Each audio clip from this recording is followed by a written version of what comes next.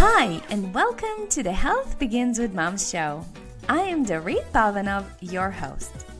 On this podcast, I will share insights and interviews on health, parenting, and explore the question of what does it take to thrive as women, wives, and mothers.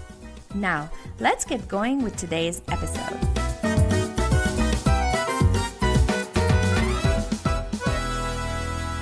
Hey everybody, welcome to another episode of the Health Begins with Mom podcast. This is Dorit Palvanov, your host.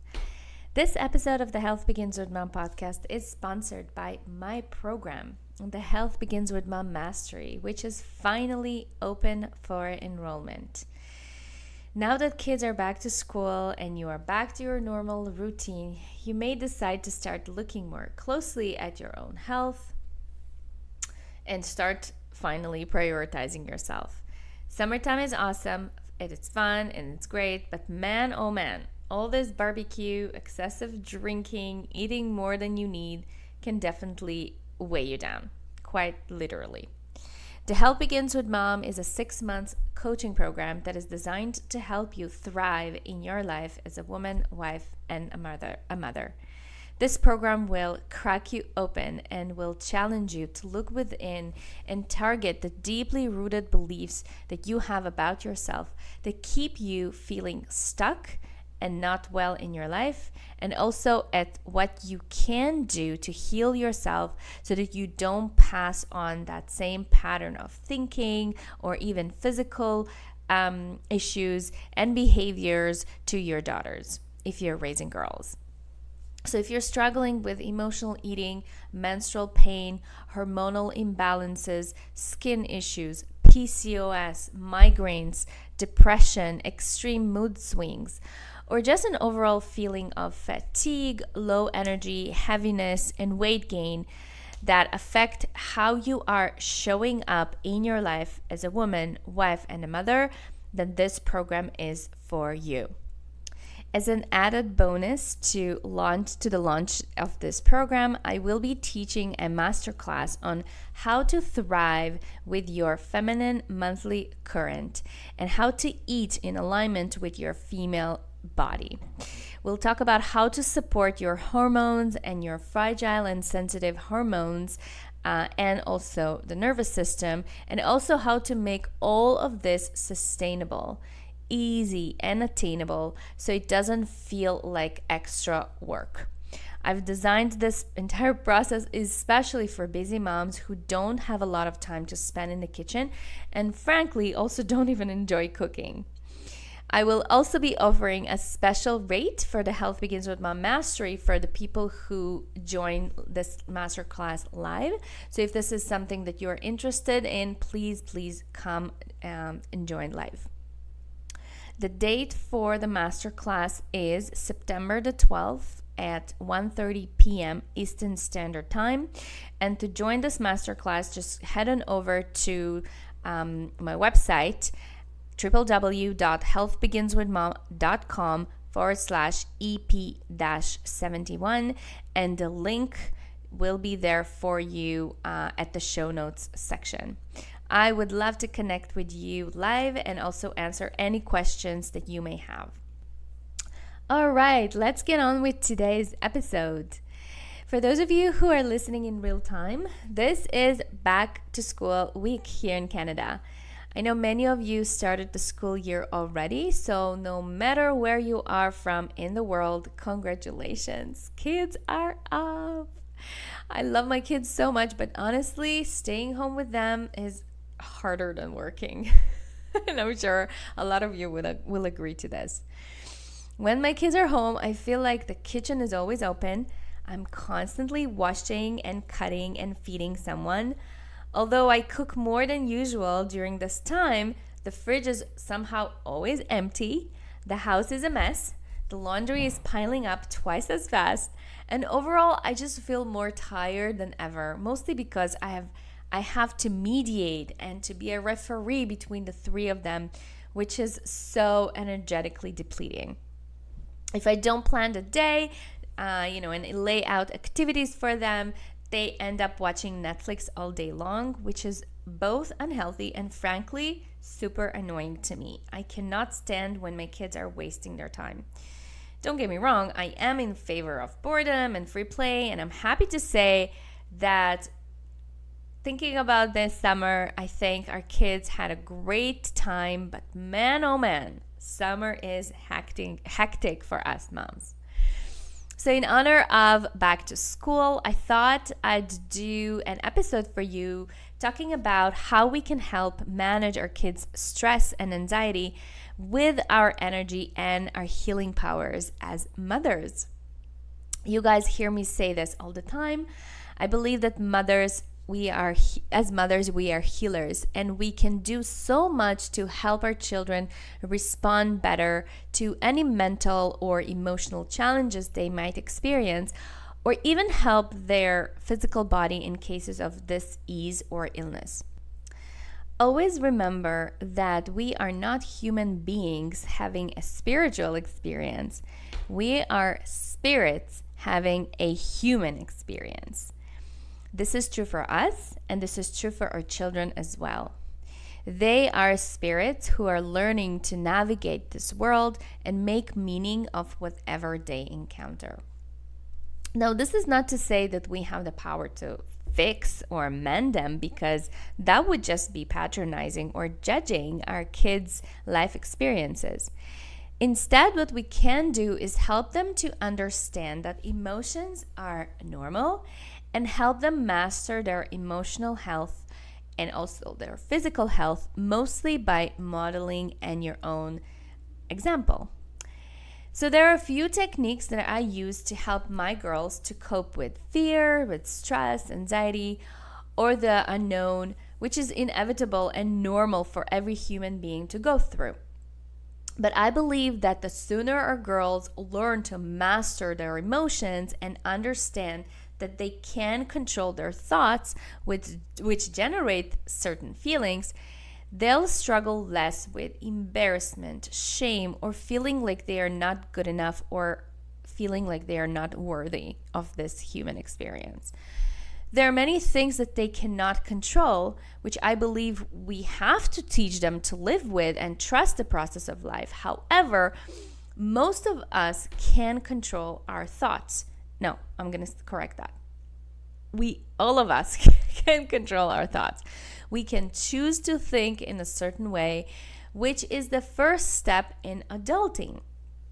To me, this is an essential part of growing up and maturing. Think about this. How many people do you know in your life that reside in an adult body but have zero ability to manage themselves mentally or emotionally? I'm sure you know a lot of people. I know many people, men and women, who are in their 50s and 60s, but mentally, they're basically stuck at age 4. Again, my intention behind this is never to criticize, judge, or blame, but always to learn and grow from. So you, the mother who's raising a young family, you have the power to decide that your family will be raised differently, that you will raise your daughters to master their emotions and not be captive or a slave to their immature self. Since the purpose of life is growth, we are going to talk about how to help our daughters to grow up.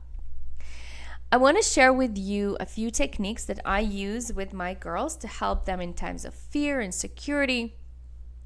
And since the beginning of the new year, the new school year is a time of immense fear, uncertainty, and anxiety for our kids and us as well, I think it's a good idea to give you some ideas and actionable healing techniques to help you help your daughters. And by the way, you can use these techniques with boys as well. They have nothing to do with gender. I say girls because I have girls, and I know many of the listeners of this show are raising girls as well. But please know that if you are raising boys, they can definitely work as well. So the first technique I'm going to teach you today about is called breathing and oming together in unison.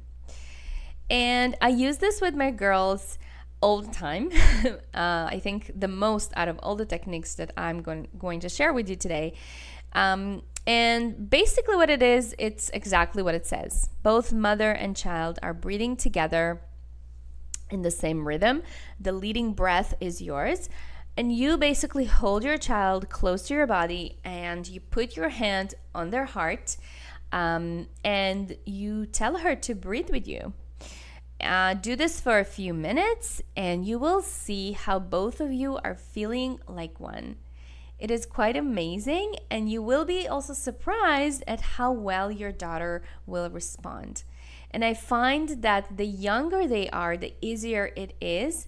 The older they are, the harder it is to help them to realign and feel centered. And the reason for that is their overactive hormonal system, which makes it really hard for the nervous system to calm down and regulate itself. And this is where you and your own emotional mastery gets to lead by example, because they can feel it. When you are grounded and centered, it is easier to follow your lead, as opposed to when you are nervous and anxious yourself and yelling all the time.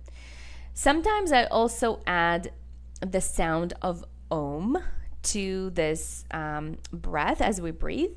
And the sound of Om is it basically sounds like this.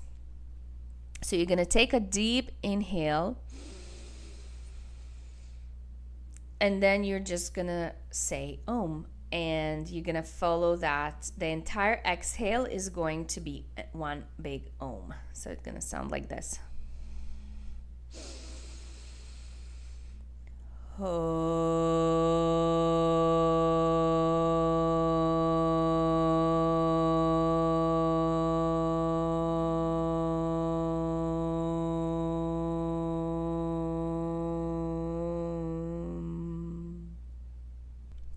The sound of Om, if you're familiar with yoga, many times we start and end the practice with the sound of Om. And the sound of Om helps to reset the brain waves and also helps to regulate it. And I find that with small kids, they get scared in the beginning because it is quite loud. But now, after many, many years of practicing this, my kids, and especially my 2-year-old, is actually asking me to Om in her ear. It is so sweet when she does. My older 2 girls prefer to sit in my lap with their back facing my chest. And as we breathe together, we also hum and Om. I learned this technique from hypnobirthing classes that I took when I was preparing to my natural birth the second and the third time. And this is how I regulate myself many, many times. I do this in the car. I do this in the kitchen. I do this when the kids are completely driving me crazy. I did it a lot during the summertime. And I really want to give this as a gift to my daughters as well. The second technique is called EFT tapping. And it stands for Emotional Freedom Technique. And this is a psychological acupuncture technique which you can use to remove negative emotions, to reduce food cravings, to reduce or eliminate pain, to implement positive goals. It is known in the world of healing as tapping. So I'm just going to use that for short. But if you want to look it up online, just know that its full name is EFT tapping. Tapping is based on the same energy meridians used in traditional acupuncture to treat physical and emotional ailments for really over 5,000 years, but without the invasiveness of needles. And there are 9 pressure points, and they go like this. So the first one will be on the top of the head, and then the eyebrows, the side of the eyes, under the nose, chin area, collarbones, underarms, and the wrists. Now the key here is to use your fingertips as pressure points, but to remember not to press too hard, because the pressure shouldn't hurt, but you have to also feel it. I guess the more you do it, the more you will get the hang of it. The areas of the body give you the sequence, and you repeat it over and over again until you feel better in your body, and you're actually going to have a physical response as you do this. So as you tap, you have to use affirmations And the rhythm of the tapping helps you to embody what you are saying. So for example, let's say your child came back home from a really rough day at school. For my girls, academics are not a problem yet because they're quite young, but we do have a lot of social drama with the other girls and the classmates. So I would get my daughter into the bedroom. We're going to be there alone. And then I make sure I speak calmly and firmly to her. And after that, I will ask her to sit on my lap. And we will, we'll start tapping. I will tap on her following the sequence. And I would say something like, even though I have this fear of joining this group of girls, I deeply and completely accept myself. Or, even though I have this anger towards my friend or teacher, I deeply and completely accept myself. Or, I love and accept myself even though today was rough for me. So basically you start with even though I, and then you state the problem, and then you say, I deeply and completely accept myself. And that is basically the formula, if you will, for this. And the point here is to repeat this sequence and affirmations a few times until you get a cue from your daughter that she feels better, and she will feel better. I've had great results with this technique, and usually it will end in both of us giggling and feeling closer to each other, which is really nice. I will make sure to link up some great resources and books where you can learn more about EFT in the show notes. So you can go to my website, www.healthbeginswithmom.com/71. But I think this is really something that you should definitely have in your arsenal of tools. And then the third technique is called physical touch with affirmations. Now, most young children need physical touch, because that's how they feel loved, right? I remember reading a research about children who were really young and they were separated from their parents, and the people who were watching them, they would only speak to them. They never touched them, and some babies actually died from it. Like, it was pretty tragic. So it's one of those experiments that they did many years ago.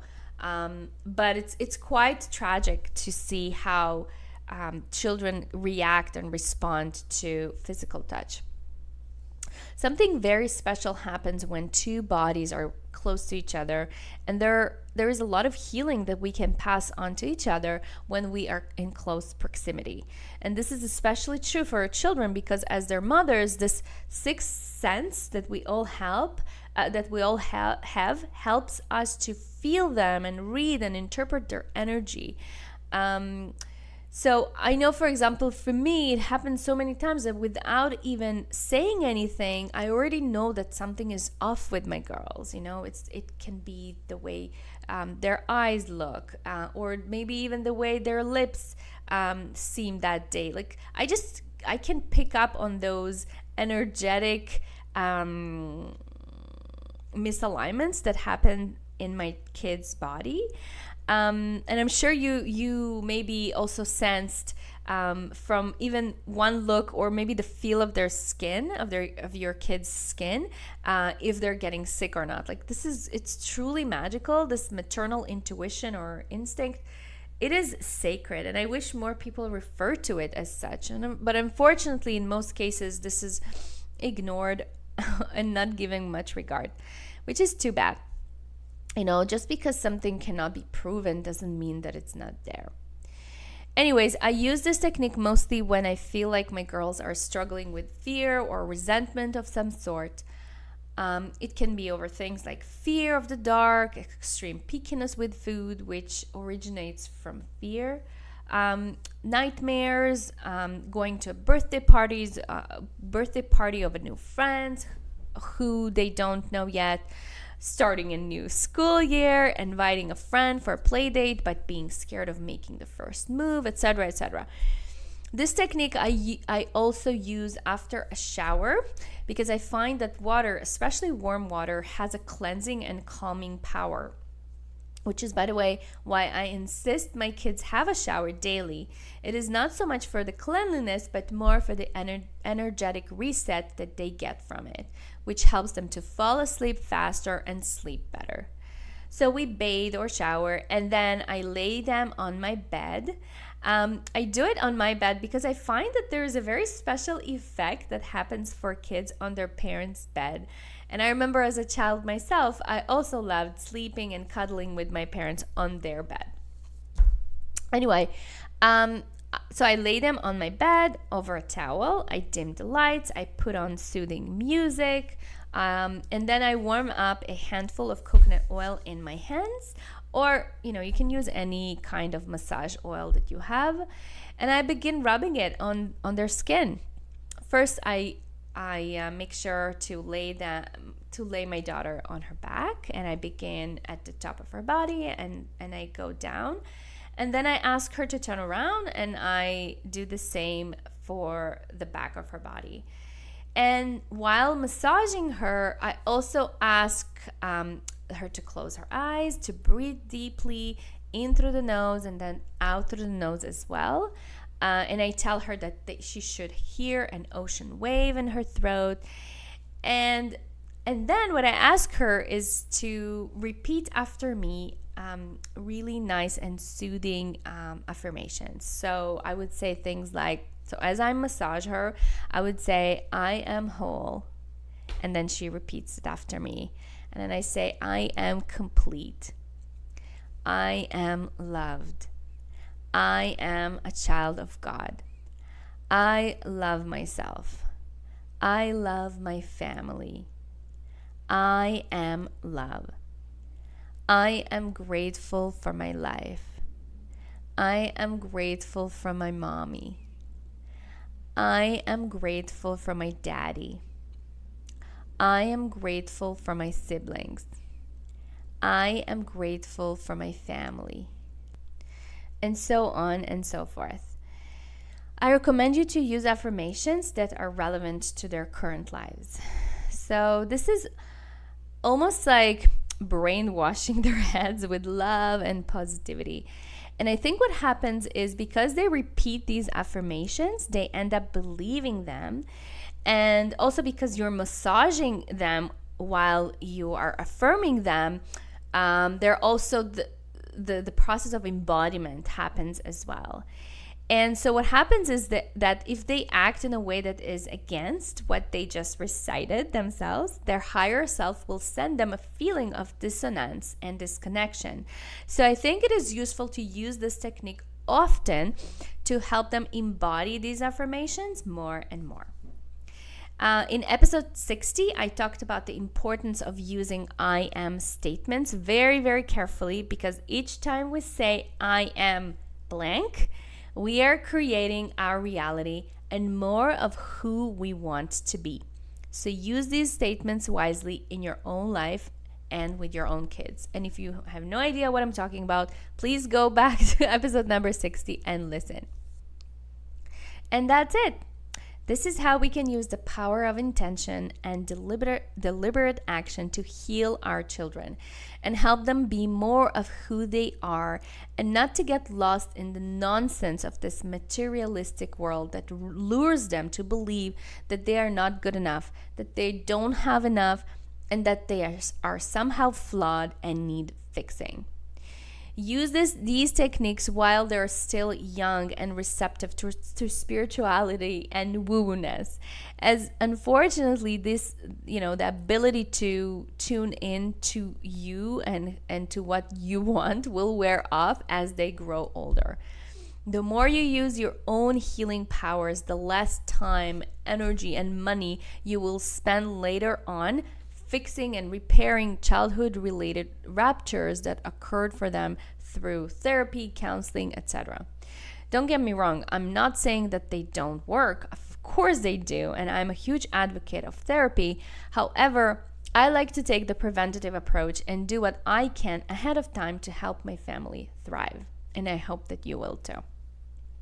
Remember that mothers are mentors and mediators. We are healers. We are encouraging nurturers and role models. We are open-hearted and selfless, and we can help our daughters to feel safe in the world. And using these techniques, this is exactly what we do. I'm going to end this with a beautiful quote that encapsulates how I feel about motherhood, and I think you will relate to this as well. And it goes like this. Making the decision to have a child is momentous. It is to decide forever to have your heart go walking around outside of your body. And this is by Elizabeth Stone. So thank you so much for tuning in to today's episode. Again, I'm going to remind everybody that the masterclass about the feminine current and how to live in alignment with your menstrual cycle and with your hormones, how to balance all of that, is going to be on September the 12th at 1:30 p.m. Eastern Standard Time. And to register to this masterclass, just please follow, head on over to my website, www.healthbeginswithmom.com/EP-71, and you will get the link below in the show notes below. Okay, everybody, I'm sending you so much love and healing, and I'll catch you next time. Bye. Thank you for listening to the Health Begins with Mom show. I love hearing from you, so please post your comments and questions over at healthbeginswithmom.com/podcast. If you love the show, please share it on social media and in your real life with other moms who might enjoy this content. And if you have a burning question or topic you'd like me to hit on the show, just drop me a line at dorit@healthbeginswithmom.com. And if you love this show and really want to support it, please go to iTunes, write a review, and subscribe. Thank you so much for listening, and I'll catch you next time. Much love and many blessings.